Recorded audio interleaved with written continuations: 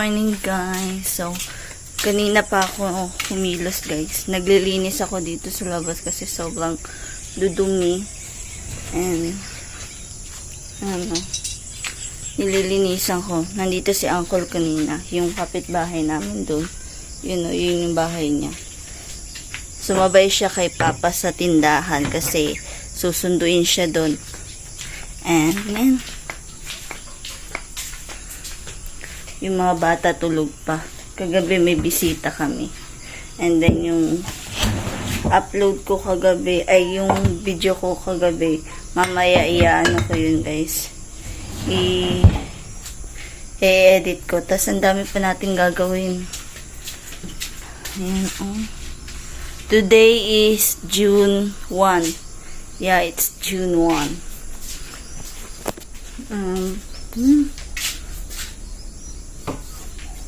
Sobrang dumi talaga ng bahay. Kaya gusto kong maglinis. Gusto kong maglinis-linis para alam niyo yun, maliwalas. So, linis tayo. Linis tayo ng bonggang-bongga.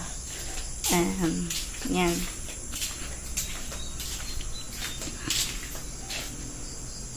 Linis tayo. Gutom?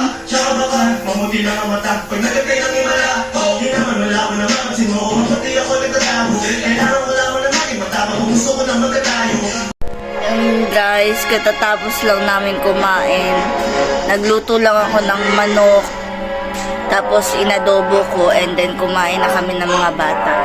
And yan, dami ko pang tutupiin guys. As in. Ang pangit ng ano namin ng taon.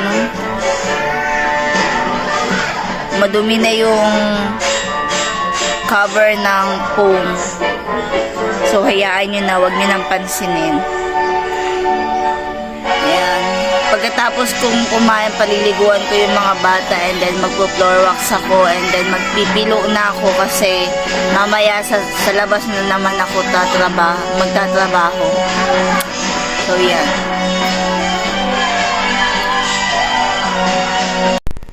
And guys, tapos na akong magtupi. Ano na lang yan guys. Ilalagay na lang yan sa aparador sa cabinet. Naantok pa ako. Hindi ko alam kung tutuloy ba yung mga friends ko mamaya. Sinabihan ko kasi sila na wala kaming pondo na tubig kasi nga walang agas. So, yan. Sabi ko bukas na lang kayo pumunta. Ewan ko dun kung tutuloy ba yung mga yun. So, pag nakapag-nap ako ng konti, iano ko na to guys, ilalagay ko na sa cabinet. Magnanap muna ako kasi naantok talaga ako guys. Yung mga bata walang humpay na masya yung pinapanood. Ayan ako, nandito lang ako sa sa bahay, sa kwarto. Hindi pa ako tapos maglinis ng buong bahay. Mamaya na lang.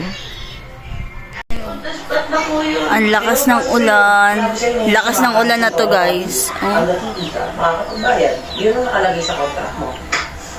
Sobrang halo-halo talaga yung emosyon ko. Nandun yung galit, yung chismes na magampanan yung pagiging asawa niya at pagiging tatay niya sa mga bata at the same time. Kahit na 43% na lang yung function ng puso niya. Kaya sa ganitong maliliit na mga efforts and actions niya, hindi niya alam napapasaya na talaga ako. Susunod ay ate. Dumalo ko kay ate kasi nagdala ako ng mga. Kita ko naman sa'yo, takot siya sa akin. Ayaw niya kausapin. Ate, sorry. Gagano lang sa gilid. Tapos, kumakain lang ako na kumakain ng ano ko, kuko-crunch ko, ng cereal ko. Walang nagsasabi ng tagal.